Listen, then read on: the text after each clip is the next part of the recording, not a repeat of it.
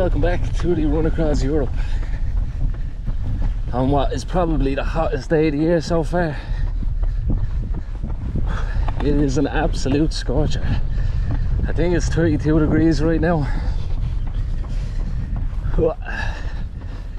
I just spent the last hour and a half on that bridge there, just lying down, getting some shade. And I had a good bit to eat, so I thought this would be a good time to record. Hopefully I got half hour running in me. Whew. This is tough. Yeah, I'm not sure exactly what's ahead.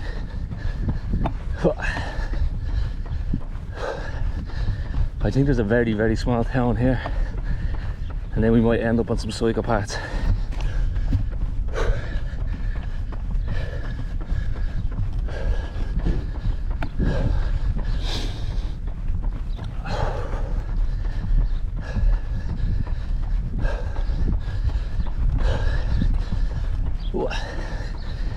Bit of uphill to start, but I think most of the day is mostly slightly downhill. Whew.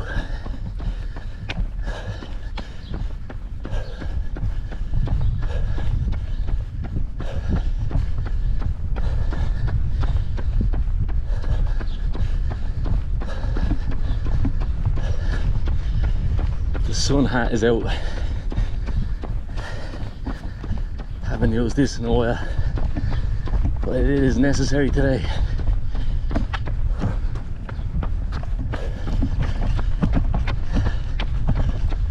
Got up at 6 this morning, or maybe half 6, and got moving by half 8 or 9.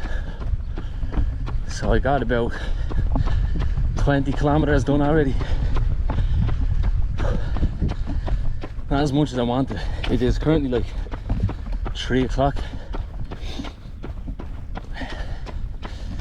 Because I got to a campsite last night, but yesterday was Sunday, so there was no supermarkets near the camping. So I had a few bits for food. Just spaghetti and tuna, no cheese. So it wasn't a very good dinner. And then this morning I didn't really have anything for breakfast. A bit of peanut butter and a small bit of this like cake-like bread. This Belgium's very expensive. I don't know if I've mentioned that yet, but yeah, that's neither here nor there. So yeah, I got to the campsite last night and it was yeah, it was fine.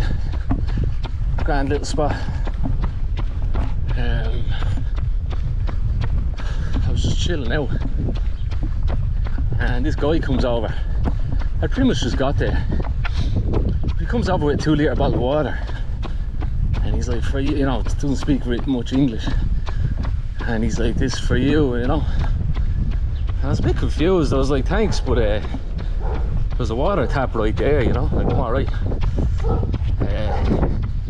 He's like, no, it's for you, and he's trying to ask me what I'm doing, and I kind of told him he can speak like a couple of words.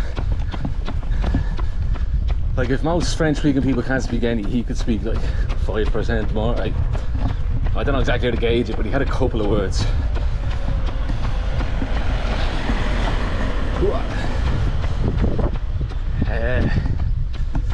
But yeah, when I got to the campsite, I was dying for a beer, like I said. Just because it was so hot, you know, it's just a little reward at the end of the day. I get to the campsite and it has a bar, so I'm like, lovely. But I knew that the reception closed at 7, and I got there around half 6, so I said it to your man. The guy who worked on reception was real friendly, real smiley. He's nice.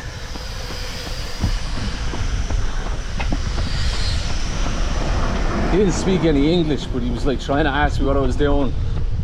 I told him and stuff, and then I was like, what time's the bar close? And he's like, don't worry about it, you know. Again, this is all a lot of miming and stuff. And I was like, après douche, a beer, you know, like I'll go for a shower and then come for a beer. And he's like, perfect.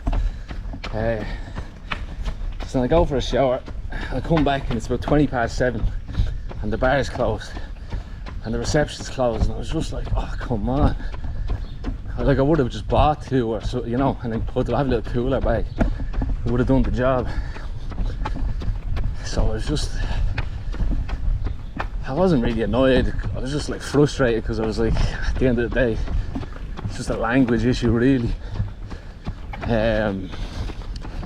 But then that fella that came with the water, I tried to ask him, I was like, you know, if the bar is closed, or do I go straight here or left? I think it's straight now. I'm gonna take the next left. Correct. And I was like, you know what the story with the bar is? And he's like, again, he's just no English. So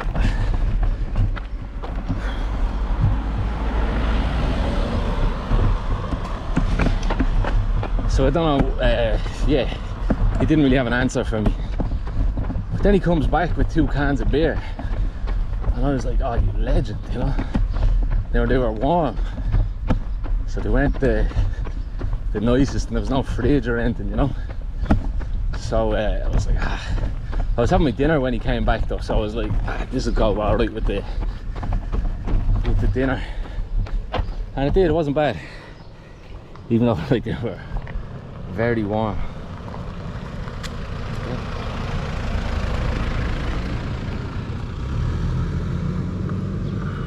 Okay, follow this for a bit.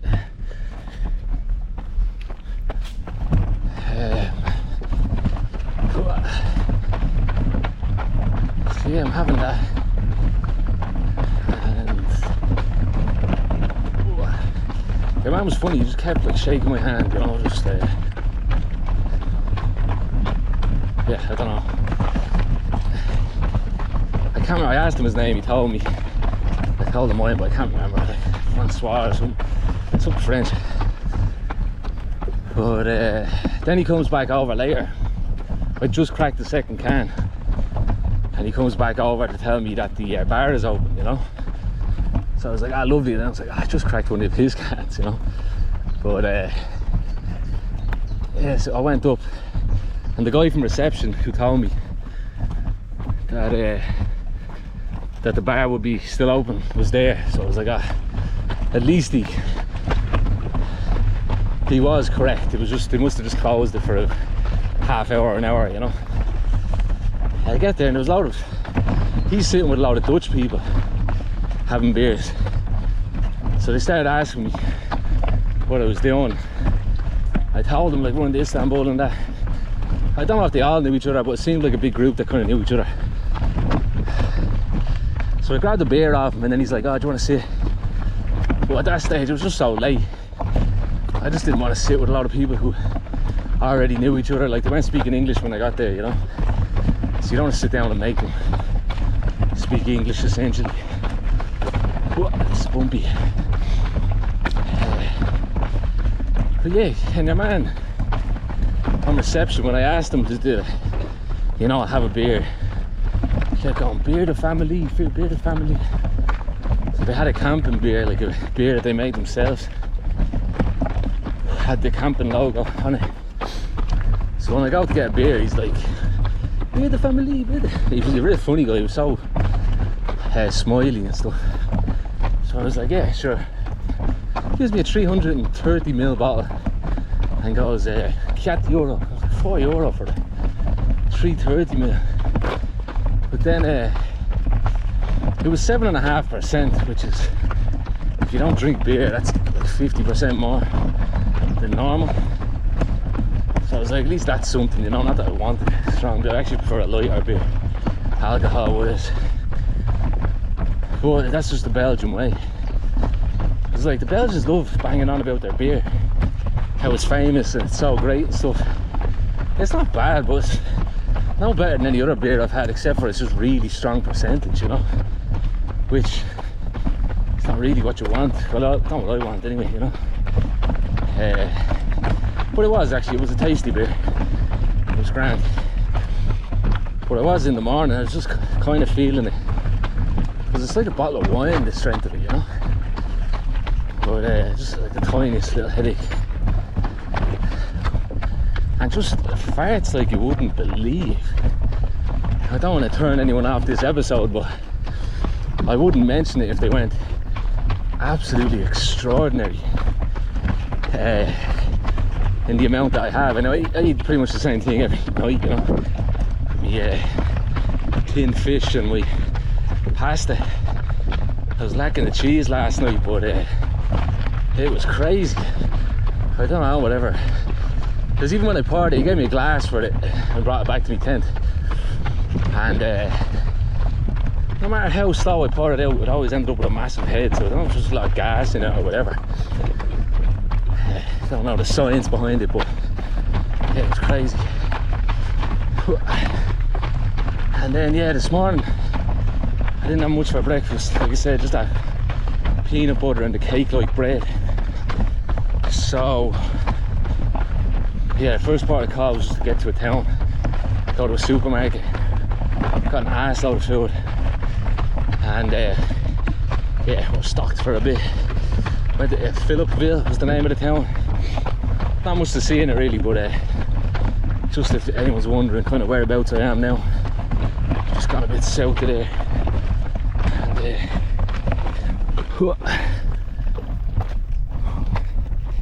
so yeah, I wanted to get more. Yeah, right. Going the right way. I wanted to get more miles in today, but as soon as I got about 10k to that town, and I just had to like do a proper breakfast. You know, I got a baguette with some cheese and croissants and coffee, the whole shebang. But that can't take a while, you know, boiling your coffee and all that. So it was like 11:30 by the time I got moving again, so you're right into the heat of the day, you know. So I went for a bit, but it was just too hot. I just had to. We've got about, from when I started recording, we had 21 kilometers, so a half marathon to the campsite I'm going to. So I was like, I could wait till 3, and then I should get here by 6 at the latest. So yeah, it'll be good. And then tomorrow, it's meant to be even hotter. This is like, there's like a heat warning. I think I said it to you, but like when I was talking to my man on the phone, she was saying it was on the news about the heat wave that's going to hit Europe. It's, I don't know, there's a bit of a wind now. It's just after midday, like I don't, what's it, and a bit of shade really helps. But yeah, it's not too bad running. But this morning it was lovely, like you can get 20 degrees. Yeah, it's just really nice. So I'm gonna try get up at like 5 tomorrow and get most of it done. Because what I've been doing, I don't like to travel with too much food. So I will, kind of what I've been doing is I'll do like 10 kilometers. It depends how far away the nearest town is, but then I'll get stuff for lunch then. But I'm gonna just have to travel heavier. So that, because like if I leave at, say I get up at 5 and you leave at 6:30, the nearest, or none of the shops will be open till like 8 at the earliest, some of them, you know, and then the cafes till 9. So you have to be stocked with stuff yourself, you know. So I'm gonna start doing that. I'm throwing away, just slowly throwing away bits of clothes and stuff that I don't think I need. Trying to lighten the load and make room. Because the weight, I just kind of went a bit crazy, to be honest, in the shop there. And when I came out with the bag, it was €35 worth of food, which can go pretty far, like, but you know, my bag was like, the shopping bag was very heavy, you know, like struggling to get to the buggy. I was like, what am I doing? Just the amount of weight I'm after adding, but you don't notice too much of a difference once it's in the buggy, you know. So there I did the 10 kilometers, got to that bridge where I started recording, just ate a decent bit to lighten the load as much as fuel the tank. But yeah, I was just lying on the two little walls you seen there at the start. I was just lying on one of them and started to nod off. It was nice enough, but there was like an 8-foot drop to my left down to the river. So as soon as I did nod off, I'd wake up and go, you know, just really scared that you're gonna fall, you know.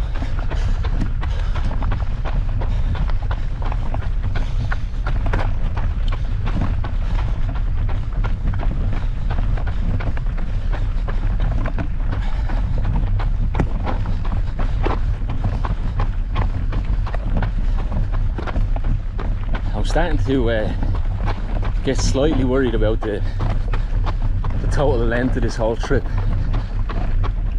So as I said, I approximate about 4,500 kilometers, but I reckon it's going to be about 5,000 or more now. So if I don't improve on the 30 kilometers a day, it's going to take me about 5.5 months, which I started mid-May, so you're talking the end of October, which shouldn't be too bad, you know, down in Greece and Turkey, but it get pretty cold by then. And just money wise, you know, kind of been budgeting for 4.5 months, so not too worried about it. But it's just like, even today, because you know, I judged it off just like Cali to Istanbul on Google Maps, but what I've realised now is just how much they just put you on the main roads, which aren't very feasible. Like even today, it said it was going to be, I didn't look to the campsite till I went to Philippeville, and from there it said 24 kilometers on Google Maps to the campsite. But then I put it into commute to get these nice psychopaths we're currently on, and that brought it up to like 30. So that's like 20% longer, you know. But the one on Google, like, it's just dangerous roads that you can't really go on, you know. So it's definitely worth it, but like 6 kilometers onto it, 24. It's actually 25% longer. You know, it's kind of like I did a lot of complaining about England, but with there I tried to use Google Maps as much as possible, because they brought you, commute brought you even more roundabout ways, sometimes like, you know, 30 to 50% longer. So it is a bit of my fault for England, like not using commute more, but their cycleways just aren't as feasible as these. We got time, plenty already.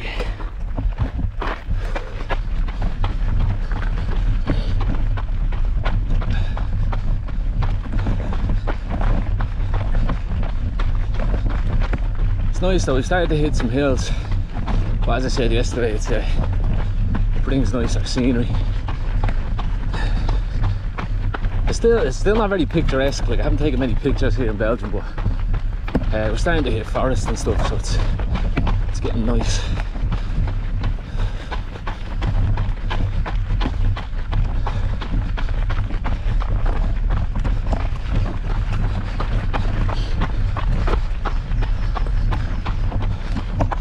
I did realise afterwards as well yesterday, like near the end of the video, I was like, oh look, a courtyard, or a nice courtyard, but then you can't see it. So I'd say that's frustrating when you're watching it. Or like that dog that was barking, I don't think he showed up in the video either. But like that courtyard was just someone's house, like, so I didn't want to poke my camera in, or the dog as well. You know, you can't stop and point at everything, like.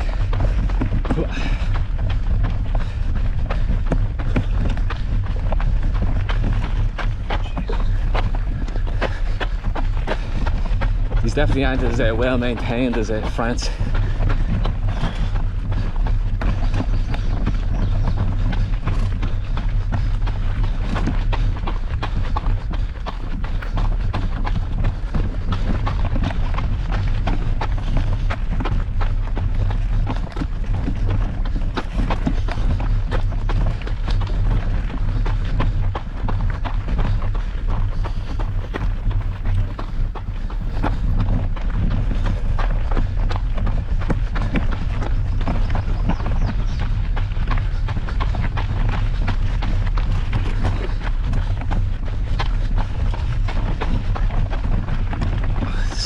like a puncture territory, this sort of terrain.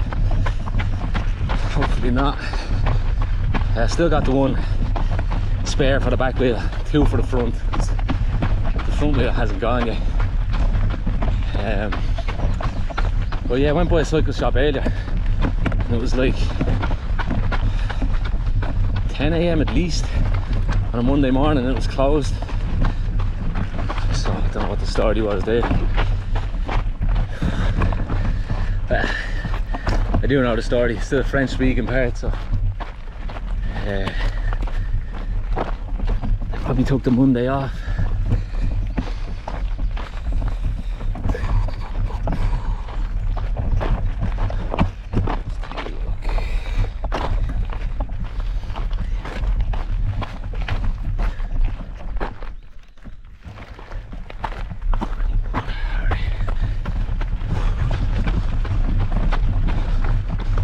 Godsend this bit of shade.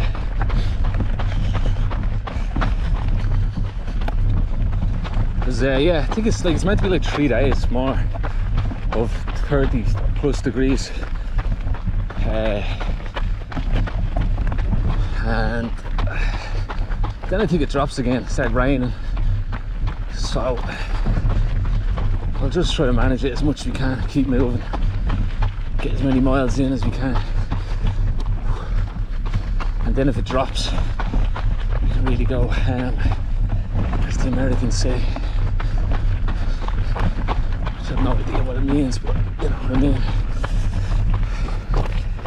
Give it my all.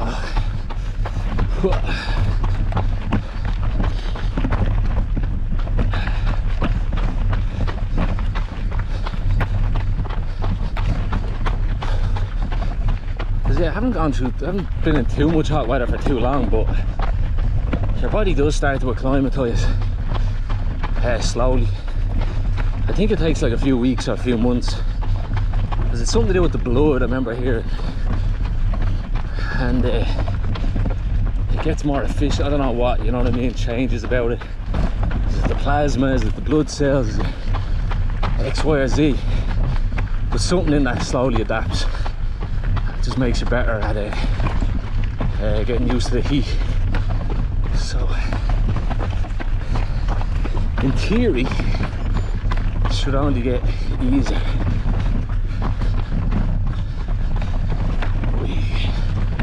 This is not good terrain.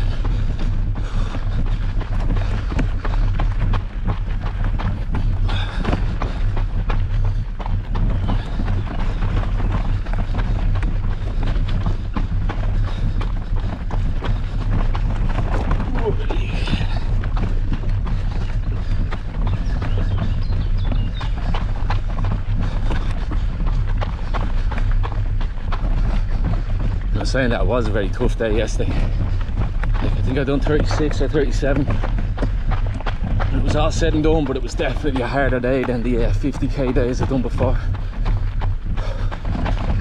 Just all depends on the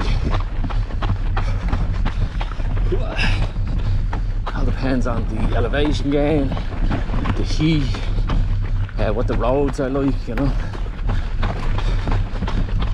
Like I was worried before, not worried, but when I was starting off I was kind of like conscious of the times I was putting in and stuff that people be seeing on Strava, and then you just realise like Strava, like they have no idea what that run was that you just did, you know. Like you could do a 20k day and it'd be your hardest day, you know. Just all depends.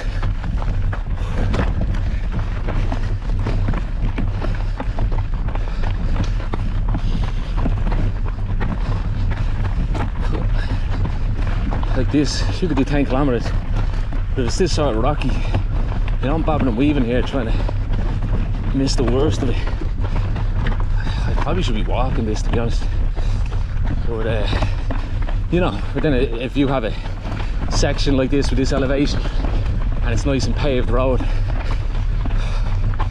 this is nuts though.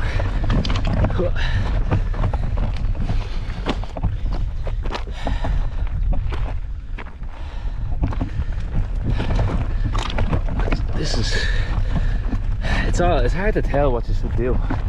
Whether you should just go on the main road, dodge traffic, or take these back roads. Because once the train starts to get like this, I'm like, give me some 18-wheeler lorries to dodge. But I suppose it has shade. Who knows?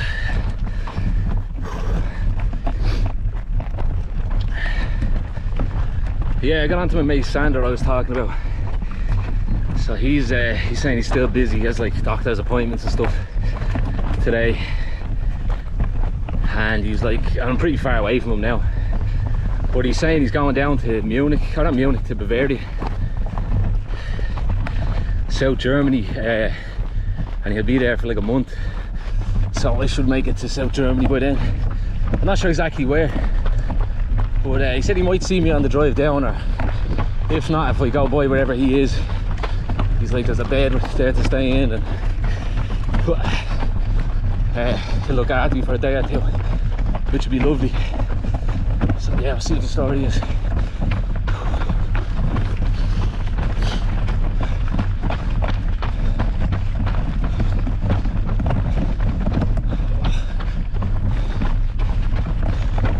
At least it's peaceful here.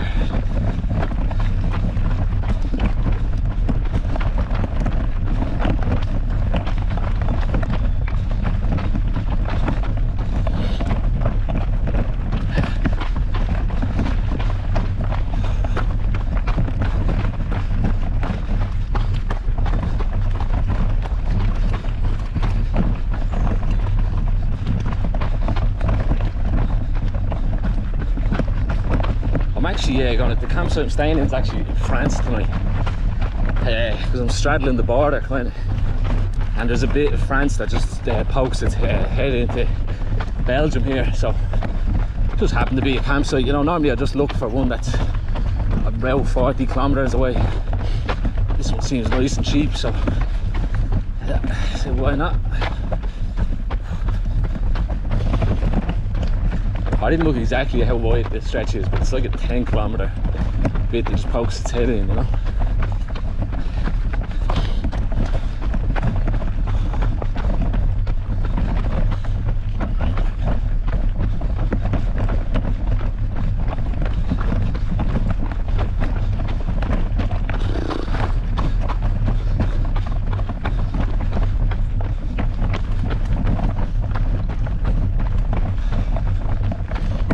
Smell. I don't know if there's pine or what.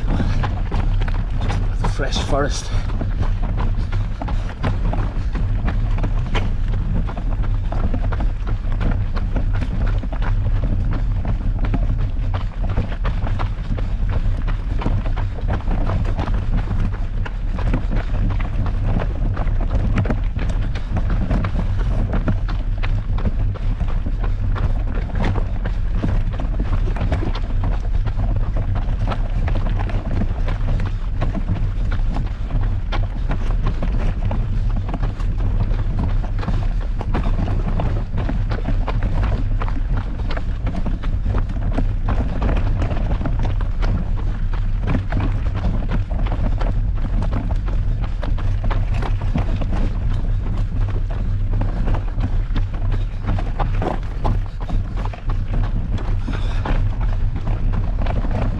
Lucky if I get out of this without a puncture.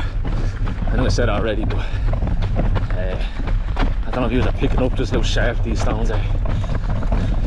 That's why there's so much bobbing and weaving. I'm trying to look ahead and get the smoothest parts.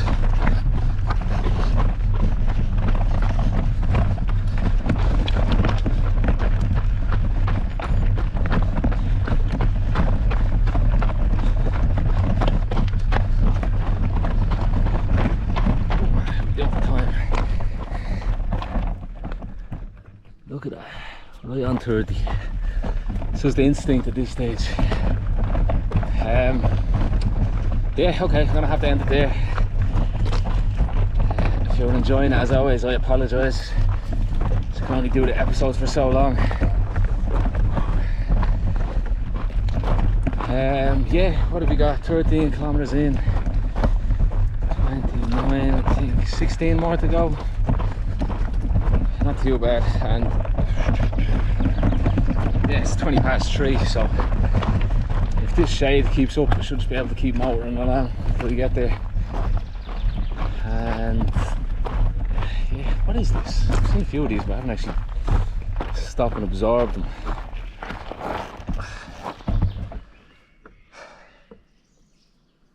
Like an observation deck or something.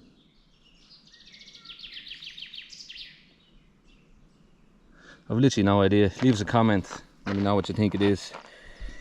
Yeah, as always, thanks for watching. We'll see you tomorrow.